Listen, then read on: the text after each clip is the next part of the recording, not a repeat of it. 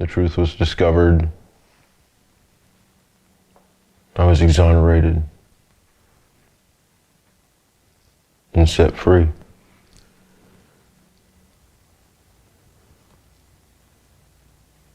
And I came out 44 years old, my hair going gray.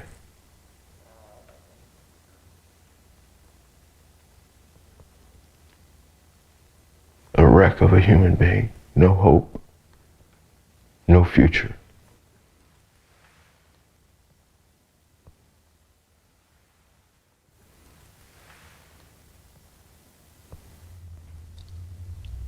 Nothing I say or the judge or the Innocence Project or anybody else says changes that fact, that designation,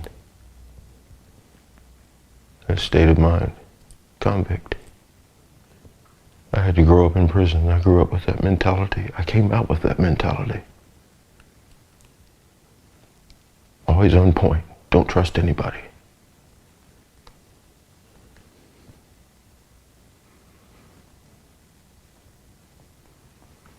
Celebrate what?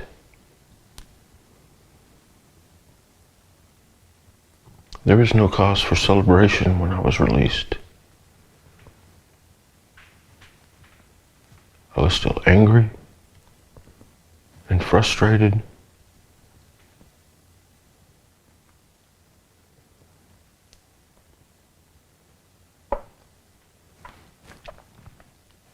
Dad told me later, he said, I didn't know who the hell that was talking. I don't really remember doing it.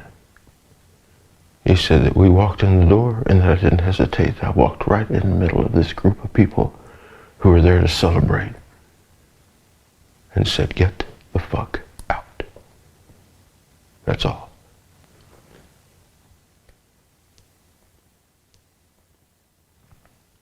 The entire process, the confinement, the treatment, is deliberately cruel.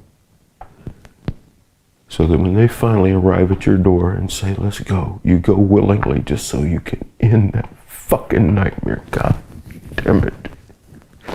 It's not right to treat people like that. They don't execute anybody. That's suicide. You're happy to get the hell out of there. Just stop having to think about it day after fucking day.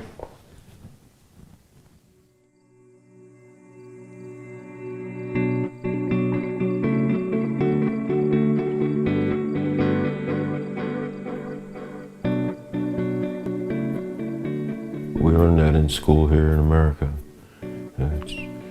That we're a nation of laws, that we have a constitution that protects the citizens, a Bill of Rights that guarantees each and every one of us. And because I'd heard these things spoken of my entire life, even if I didn't understand the foundation on which those laws were written, or